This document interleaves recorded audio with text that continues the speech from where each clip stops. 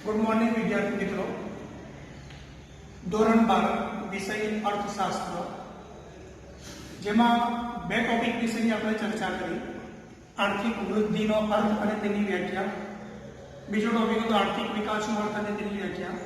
હવે આપણે ચર્ચા કરીએ આર્થિક વિકાસના નિર્દેશકો। દેશનો જે વિકાસ થાય છે એના નિર્દેશકો જે છે એના વિશેની ચર્ચા કરવાની છે।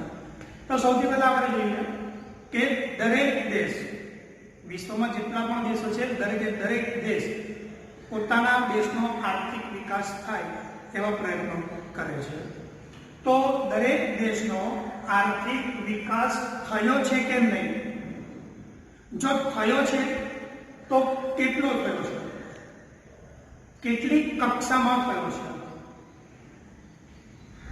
એ જો આપણે જાણવું હોય, એને માપવું હોય તો કેટલાક પરિબળો જે છે એ પરિબળોને આપણે ધ્યાનમાં લેવા પડે અને આ જે પરિબળો છે એ પરિબળો જ આર્થિક વિકાસના નિર્દેશકો છે। તો આર્થિક વિકાસ જે છે એ આર્થિક વિકાસના મુખ્યત્વે 4 નિર્દેશકો છે। એક રાષ્ટ્રીય આવકનો વૃદ્ધિ દર, સેકન્ડ માથાદીઠ આવકનો વૃદ્ધિ દર, ત્રીજો જીવનની ભૌતિક ગુણવત્તાનો આંક અને ચોથો છે માનવ વિકાસ આંક। આ 4 જે નિર્દેશકો છે એ 4 આર્થિક વિકાસના નિર્દેશકો છે। તો કોઈ પણ દેશનો આર્થિક વિકાસ થયો છે કે નહીં એ જો આપણે જાણવું હોય તો એના માટે આપણે કેટલાક પરિબળોને ધ્યાનમાં લેવા પડે છે અને એ જે પરિબળો છે એ પરિબળોને આર્થિક વિકાસના નિર્દેશકો તરીકે ઓળખવામાં આવે છે। જેમાં સૌથી પહેલો નિર્દેશક છે રાષ્ટ્રીય આવકનો વૃદ્ધિ દર। રાષ્ટ્રીય આવકનો વૃદ્ધિ દર સમજાવતા પહેલા એક તમને એક્ઝામ્પલ આપું કે જ્યારે કોઈ વ્યક્તિ બીમાર થાય છે, માંદો પડે છે, તો એ દવાખાને જાય છે તો ડોક્ટર એનું જે બ્લડ પ્રેશર છે બ્લડ પ્રેશર ચેક કરે છે। તો બ્લડ પ્રેશર ચેક કરવાનું જે મશીન છે સિગ્મો નેનોમીટર, તો આ જે સિગ્મો નેનોમીટર છે એ નેનોમીટર આપણા શરીરના બ્લડ પ્રેશરને માપે છે।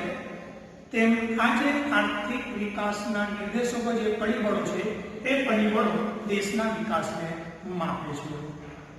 જોઈએ આપણે રાષ્ટ્રીય આવકનો વૃદ્ધિ દર। જો દેશની વાસ્તવિક રાષ્ટ્રીય આવકમાં લાંબા ગાળા સુધી સતત વધારો થઈ રહ્યો હોય તો તે દેશનો આર્થિક વિકાસ થયો છે એમ ગણાય।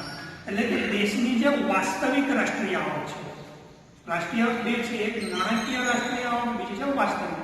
તો વાસ્તવિક જે રાષ્ટ્રીય આવક છે એ વાસ્તવિક રાષ્ટ્રીય આવકમાં લાંબા ગાળા સુધી સતત વધારો થઈ રહ્યો હોય તો તે દેશનો આર્થિક વિકાસ થયો છે એમ ગણવામાં આવે છે।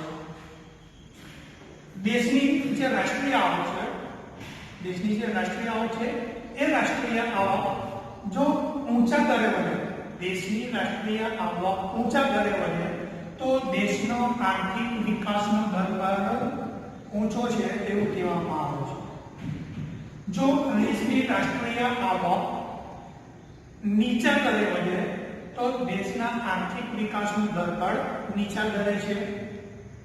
દેશની રાષ્ટ્રીય આવકમાં વધારો ન થયો હોય, કોઈ પણ દરનો વધારો ન થયો હોય તો દેશનો જે આર્થિક વિકાસ છે એ દેશના આર્થિક વિકાસ સ્થગિતતાની અવસ્થામાં છે, એટલે કે સ્થિર છે, નથી વધારો થતો કે નથી ઘટાડો થતો। કારણ કે રાષ્ટ્રીય આવક જે છે એ રાષ્ટ્રીય આવકમાં કોઈ પણ દરનો વધારો થતો નથી અને જો રાષ્ટ્રીય આવકમાં ઘટાડો થતો હોય તો દેશનો જે આર્થિક વિકાસ છે એ આર્થિક વિકાસ પીછેહટની ગતિમાં છે એવું આપણે કહી શકીએ। એટલે આ જે દેશની રાષ્ટ્રીય આવક છે એ રાષ્ટ્રીય આવક જો ઊંચા દરે વધે તો આર્થિક વિકાસનો ઊંચા દરે વધે છે, રાષ્ટ્રીય આવક નીચા દરે વધે તો આર્થિક વિકાસ નીચા દરે વધે છે, રાષ્ટ્રીય આવકમાં કોઈ પણ જાતનો વધારો ન થાય તો તે સ્થગિતતાની અવસ્થા દર્શાવે છે અને જો રાષ્ટ્રીય આવકમાં ઘટાડો થાય તો દેશનો જે આર્થિક વિકાસ છે એ પીછેહટની સ્થિતિમાં છે એવું આપણે કહી શકીએ। આ માપદંડ પ્રમાણે, આ જે માપદંડ છે એ માપદંડ પ્રમાણે નાણાકીય આવક નહીં પરંતુ વાસ્તવિક આવકને ધ્યાનમાં લેવાની હોવાથી રાષ્ટ્રીય આવકની બજાર ભાવે નહીં પરંતુ સ્થિર ભાવે ગણતરી કરવામાં આવે છે. એટલે આ માપદંડ પ્રમાણે નાણાકીય આવક નહીં પરંતુ આપણે વાસ્તવિક રાષ્ટ્રીય આવકને ધ્યાનમાં લેવાની છે. હવે નાણાકીય આવક એટલે કે કુલ આવક, જ્યારે વાસ્તવિક રાષ્ટ્રીય આવક એટલે જે કુલ આવક છે નાણાકીય, એ કુલ નાણાકીય આવકમાંથી જે ટેક્સની રકમ છે એને બાદ કરતા જે રકમ બચે છે એને વાસ્તવિક રાષ્ટ્રીય આવક કહેવામાં આવે છે. એટલા માટે નાણાકીય આવક નહીં પરંતુ વાસ્તવિક આવકને ધ્યાનમાં લેવાની હોવાથી રાષ્ટ્રીય આવકની બજાર ભાવે નહીં પરંતુ સ્થિર ભાવે ગણતરી કરવાની રહે છે. આપણે કેટલીક અનુસૂચિ જોઈએ, કોષ્ટક અને અનુસૂચિ દ્વારા રજૂઆત. તો એક બાજુ આપણને 6 દેશોના નામ આપ્યા છે અને બીજી બાજુ રાષ્ટ્રીય આવકનો વાર્ષિક ટકાવારી વૃદ્ધિ દર 2014ના આંકડા. તો સૌથી પહેલો દેશ છે નોર્વે, જેની રાષ્ટ્રીય આવકનો વાર્ષિક ટકાવારી દર છે 2.2%. અમેરિકા છે 2.4%, શ્રીલંકા 4.5%, ચીન 7.3%, ભારત 7.3% અને પાકિસ્તાન 4.7%. તો આપણને આ જુદા જુદા દેશના રાષ્ટ્રીય આવકના વાર્ષિક ટકાવારી દરના આંકડા આપણી સમક્ષ રજૂ કર્યા છે, જેમાં આપણે જોઈ શકીએ છીએ કે નોર્વે, અમેરિકા, શ્રીલંકા અને નોર્વે, અમેરિકા અને શ્રીલંકા આ ત્રણ દેશોની તુલનામાં ભારતનો જે રાષ્ટ્રીય આવકનો વૃદ્ધિ દર છે એ આપણને ઊંચો જોવા મળે છે. હવે આ ભારતનો રાષ્ટ્રીય આવકનો વૃદ્ધિ દર 7.3%, જે આ ત્રણ દેશોની તુલનામાં ઊંચો છે એવું આપણે જોઈ શકીએ છીએ. તો એનો મતલબ એવો નથી કે નોર્વે, અમેરિકા અને શ્રીલંકાનો વિકાસ રાષ્ટ્રીય આવકનો વૃદ્ધિ દર ઓછો છે. નોર્વે, અમેરિકા અને શ્રીલંકા જે છે એમનો રાષ્ટ્રીય આવકનો વૃદ્ધિ દર પહેલા થઈ ચૂક્યો છે, એમની વૃદ્ધિ પહેલા થઈ ચૂકી છે અને હમણાં હાલમાં આ ટકાએ પોતાની વૃદ્ધિ કરે છે, એમનો વિકાસ ચાલુ રાખે છે. જ્યારે ભારત દેશ જે છે એ ભારત દેશનો વિકાસ ગતિમાન છે, જે હમણાં ગતિ કરી રહ્યો છે. એટલે કહેવાય છે કે આજે ભારત વિશ્વમાં ઝડપથી વિકાસ પામતું અર્થતંત્ર ગણાય છે. એટલે આ દેશોની તુલનામાં ભારતનો રાષ્ટ્રીય આવકનો વૃદ્ધિ દર ઊંચો છે, જે આપણે જોઈ શકીએ છીએ. પરંતુ આ જે ત્રણ દેશો છે એ ત્રણ દેશોનો આર્થિક વિકાસ પહેલા થઈ ચૂક્યો છે અને હમણાં આટલી ટકાવારીએ પોતાનો વિકાસ કરે છે. ત્યારબાદ આપણે જોઈએ રાષ્ટ્રીય આવકની કેટલીક મર્યાદા. એમાં પહેલા નંબરની મર્યાદા છે રાષ્ટ્રીય આવકની ગણતરીની મુશ્કેલી. હવે જ્યારે દેશની રાષ્ટ્રીય આવક ગણવામાં આવે છે તો રાષ્ટ્રીય આવક ગણવામાં કેટલીક મુશ્કેલીનો સામનો આપણે કરવો પડે છે. રાષ્ટ્રીય આવકને સાચું માપદંડ ગણી શકાય નહીં. જે રાષ્ટ્રીય આવક છે એ રાષ્ટ્રીય આવકને સાચો માપદંડ આપણે ગણી શકીએ નહીં. સાચો વૃદ્ધિ દર અને રાષ્ટ્રીય આવક જાણી શકાતી નથી. કેમ નથી જાણી શકાતી? તો સૌથી પહેલો પ્રશ્ન છે કે બેવડી ગણતરી. કઈ ગણતરી થાય છે? બેવડી ગણતરી. એક્ઝામ્પલ તરીકે આપણે જલેબી બનાવીએ તો જલેબીની અંદરમાં આપણે પહેલા તો ચણાનો લોટ લઈએ, તો ચણાના લોટની ખરીદી કરી એટલે એની ગણતરી થઈ જાય છે. એમાંથી જલેબી બનાવીએ અને જલેબીનું જ્યારે આપણે વેચાણ કરીએ તો એની અંદરમાં તેલ, ખાંડ અને ચણાનો લોટ આ ત્રણની ગણતરી થાય છે. તો ચણાનો લોટ જે છે એ ચણાના લોટની બે વાર ગણતરી થાય છે. એક તો આપણે જ્યારે ચણાના લોટની ખરીદી કરી ત્યારે ગણતરી થઈ, બીજી આપણે જલેબી બનાવીને તૈયાર વેચીએ છીએ ત્યારે એ ચણાના લોટની ડબલ વાર ગણતરી થાય છે. એટલા માટે રાષ્ટ્રીય આવકની ગણતરી કરવામાં ઘણી મુશ્કેલીઓ પડે છે, જેમાં એક છે બેવડી ગણતરી. ત્યારબાદ છે સ્વવપરાશી વસ્તુઓ. માની લો કે એક વ્યક્તિ છે, એ વ્યક્તિ ખેતી કરે છે, તો એના ખેતરમાં જે કંઈ પણ અનાજનું ઉત્પાદન થયું એ અનાજના ઉત્પાદનમાંથી અમુક ટકા અનાજ એ પોતાના વપરાશ માટે લઈ લે તો એની ગણતરી રાષ્ટ્રીય આવકમાં થતી નથી. ત્યારબાદ છે ઘસારો માપવો મુશ્કેલ. અમુક જે સાધનો છે, અમુક જે ટેકનોલોજી છે એનો આપણે ઉપયોગ કરીએ તો એને ઘસારો લાગે છે અને એ ઘસારો જાણવો મુશ્કેલ થઈ પડે છે. ત્યારબાદ એક કરતાં વધુ વ્યવસાયમાં રોકાયેલા લોકો. અમુક વ્યક્તિઓ હોય છે કે જે એક કરતાં વધારે વ્યવસાયમાં રોકાયેલા હોય છે.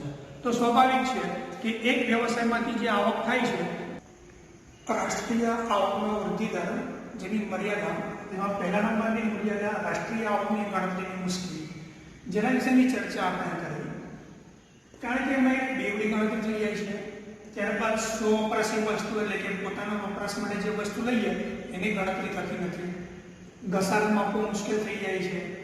અને એક કરતાં વધુ વ્યવસાયમાં રોકાયેલા હોય આપણે તો સ્વાભાવિક છે કે આમાં એક વ્યવસાયની જે આવક છે એને આપણે બતાડીએ છીએ, જ્યારે બીજા વ્યવસાયની જે આવક છે એને આપણે બતાડતા નથી. જેના કારણે રાષ્ટ્રીય આવકની જ્યારે ગણતરી થાય છે તો એ ગણતરીમાં એ આવકની ગણતરી થતી નથી. બીજા નંબરની મર્યાદા છે વસ્તી. માત્ર રાષ્ટ્રીય આવક જાણવાથી વિકાસનો સાચો ખ્યાલ આવી શકતો નથી. માત્ર રાષ્ટ્રીય આવક જ આપણે જાણીએ તો એનાથી વિકાસનો સાચો ખ્યાલ આપણને નહીં મળે. જે તે દેશની વસ્તીને પણ આપણે ધ્યાનમાં લેવી પડે. ખાલી રાષ્ટ્રીય આવક જાણી લઈએ તો જે તે દેશનો જે સાચો વિકાસ છે એ વિકાસનો સાચો ખ્યાલ આપણને નહીં આવે. જે તે દેશની વસ્તી છે એ વસ્તીને પણ આપણે ધ્યાનમાં લેવી પડે છે. જેમ કે એ દેશ કરતાં બી દેશની આપણે લઈ આવીએ. એ એટલે અમેરિકા અને બી એટલે ભારત. તો આ જે અમેરિકા છે એ અમેરિકા કરતાં ભારત દેશની રાષ્ટ્રીય આવક વધારે હોય તો ભારત દેશનો વિકાસ અમેરિકા કરતાં વધારે ન કહેવાય. અમેરિકા કરતાં ભારત દેશની રાષ્ટ્રીય આવક વધારે હોય તો ભારત દેશનો જે વિકાસ છે એ અમેરિકા કરતાં વધારે છે એવું આપણે કહી શકીએ નહીં. કારણ કે ભારત દેશની રાષ્ટ્રીય આવક જે છે એ રાષ્ટ્રીય આવકની સાથે ભારત દેશની વસ્તી પણ જો ખૂબ ઝડપથી વધતી હોય, ભારત દેશની જે રાષ્ટ્રીય આવક વધે છે એ રાષ્ટ્રીય આવકની સાથે સાથે ભારત દેશની વસ્તી પણ જો ખૂબ જ ઝડપથી વધતી હોય તો વિકાસ અમેરિકાથી વધારે છે તેમ કહેવાય નહીં. કારણ કે એક બાજુ ભારત દેશની રાષ્ટ્રીય આવક વધે છે, જ્યારે બીજી બાજુ દેશની વસ્તીમાં પણ ખૂબ જ ઝડપથી વધારો થાય છે. એટલા માટે અમેરિકા કરતાં ભારત દેશનો વિકાસ વધારે છે એવું આપણે કહી શકીએ નહીં. કારણ કે ભારત દેશની જે રાષ્ટ્રીય આવક છે એ વસ્તી વધારાને કારણે વધુને વધુ લોકો વચ્ચે વહેંચાઈ જાય છે, જેના કારણે માથાદીઠ આવક જે છે એ માથાદીઠ આવકનું પ્રમાણ ઓછું જોવા મળે છે. એટલા માટે અમેરિકા કરતાં ભારત દેશનો વિકાસ વધારે છે એવું આપણે કહી શકીએ નહીં. ત્યારબાદ ત્રીજા નંબરની મર્યાદા છે રાષ્ટ્રીય આવક ગણવાની જુદી જુદી પદ્ધતિઓ. હવે રાષ્ટ્રીય આવક જે ગણવાની હોય છે એ રાષ્ટ્રીય આવક ગણવાની પદ્ધતિઓ જુદી જુદી છે. જેમ કે એક પદ્ધતિ છે ઉત્પાદન, બીજા નંબરની પદ્ધતિ છે આવક અને ત્રીજા નંબરની પદ્ધતિ છે ખર્ચ. આ ત્રણ જે પદ્ધતિ છે એ ત્રણ પદ્ધતિ રાષ્ટ્રીય આવક ગણવાની પદ્ધતિ છે. કોઈ એક પદ્ધતિ કરતાં બીજી પદ્ધતિથી ગણતરી કરતા રાષ્ટ્રીય આવકમાં ફેર પડે છે, આપણને તફાવત જોવા મળે છે. સ્વાભાવિક છે કે ઉત્પાદનની પદ્ધતિનો ઉપયોગ કરીને રાષ્ટ્રીય આવક ગણીએ તો એ આંકડો અલગ મળશે આપણને. એની જગ્યાએ આવકની પદ્ધતિનો ઉપયોગ કરીને રાષ્ટ્રીય આવક ગણીએ તો એ આંકડો અલગ મળશે. એટલે જુદી જુદી પદ્ધતિનો ઉપયોગ કરીએ તો રાષ્ટ્રીય આવક જે છે એ રાષ્ટ્રીય આવકમાં આપણને તફાવત જોવા મળે છે. અને જેટલા પણ દેશ છે એ દરેક દેશ જુદી જુદી પદ્ધતિથી, દરેક દેશ શું કરે છે, જુદી જુદી પદ્ધતિથી રાષ્ટ્રીય આવકની ગણતરી કરતા હોય છે. જેના કારણે આંતરરાષ્ટ્રીય આપણે તુલના કરવી હોય તો આંતરરાષ્ટ્રીય તુલના કરવામાં આપણને ઘણી મુશ્કેલીઓ પડતી હોય છે. એટલે રાષ્ટ્રીય આવકનો જે વૃદ્ધિ દર છે એ રાષ્ટ્રીય આવકના વૃદ્ધિ દરની મેં તમને સમજૂતી આપી દીધી. એક આર્થિક વિકાસ થયો છે કે નહીં થયો છે તો કેટલા પ્રમાણમાં થયો છે, કેટલી કક્ષાએ થયો છે એ જો જાણવું હોય તો આપણે કેટલાક જે પરિબળો છે એ પરિબળોને આપણે ધ્યાનમાં લેવા પડે છે. અને એ પરિબળો એટલે આર્થિક વિકાસના નિર્દેશકો. નિર્દેશકો 4 છે. એમાં પહેલા નંબરનો જે નિર્દેશક છે રાષ્ટ્રીય આવકનો વૃદ્ધિ દર, જેની આપણે ચર્ચા કરી કે જો દેશની વાસ્તવિક રાષ્ટ્રીય આવકમાં લાંબા ગાળા સુધી સતત વધારો થઈ રહ્યો હોય તો તે દેશનો આર્થિક વિકાસ થયો છે એમ ગણાય. દેશની રાષ્ટ્રીય આવકમાં તમે કીધું કે રાષ્ટ્રીય આવક જો ઊંચા દરે વધતી હોય તો દેશનો આર્થિક વિકાસનો દર કેવો? ઊંચો. રાષ્ટ્રીય આવક જો નીચા દરે વધતી હોય તો આર્થિક વિકાસ કેવો વધે છે? નીચા દરે વધે છે. જો રાષ્ટ્રીય આવકમાં વધારો ન થયો હોય તો આર્થિક વિકાસ એ સ્થિરતાની અવસ્થામાં છે, અને જો રાષ્ટ્રીય આવકમાં ઘટાડો થયો હોય તો આર્થિક વિકાસ એ પીછેહઠની સ્થિતિમાં છે એવું આપણે કહી શકીએ છીએ. આમ માપદંડ પ્રમાણે નાણાકીય આવક નહીં પરંતુ વાસ્તવિક આવકને ધ્યાનમાં લેવાની હોવાથી રાષ્ટ્રીય આવકની બજાર ભાવે નહીં પરંતુ સ્થિર ભાવે ગણતરી કરવાની હોય છે. અને આની સમજૂતી આપણે અનુસૂચિ દ્વારા પણ મેળવી. આ બાજુ આપણને જુદા જુદા 5 દેશોના નામ આપવામાં આવ્યા છે અને આ બાજુ આર્થિક વૃદ્ધિની ટકાવારી આપવામાં આવી છે, જેમાં નોર્વે, અમેરિકા, શ્રીલંકા, ચીન, ભારત અને પાકિસ્તાન આ જેટલા પણ દેશો છે, 3 દેશ છે, એ 3 દેશની તુલનામાં ભારત દેશનો જે આર્થિક વૃદ્ધિ દર છે 7.3% છે, જે નોર્વે, અમેરિકા અને શ્રીલંકા કરતા વધારે છે. તો આ જે 3 દેશોનો વૃદ્ધિ દર આપણને ઓછો જોવા મળે છે એટલા માટે ત્યાં 3 દેશોનો આર્થિક વિકાસ છે પહેલા થઈ ચૂક્યો છે અને હમણાંના સમયમાં આટલા ટકાએ વિકાસ કરે છે, જ્યારે ભારત દેશની શરૂઆત છે કે 7.3% પોતાનો વિકાસ સાધી રહ્યો છે. એટલે આર્થિક વૃદ્ધિનો દર છે 7.3%. એટલે આજે ભારતમાં વિશ્વમાં ઝડપથી વિકાસ પામતું અર્થતંત્ર ગણાય છે. ત્યારબાદ મેં તમને 3 મર્યાદા સમજાવી. રાષ્ટ્રીય આવકની ગણતરીમાં મુશ્કેલી ઊભી થાય છે.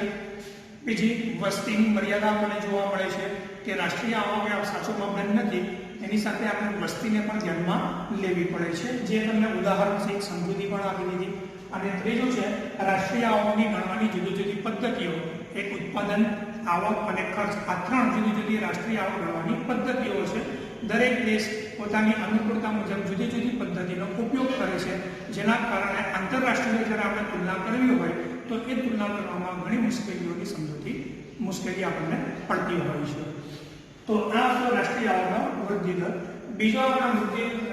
બીજો નિર્દેશક આપણે જોવાનો છે માટેની આવકનો વૃદ્ધિ દર, જે હવે પછીના નેક્સ્ટ પીરિયડમાં આપણે એની સમજૂતી માહિતી મેળવીશું.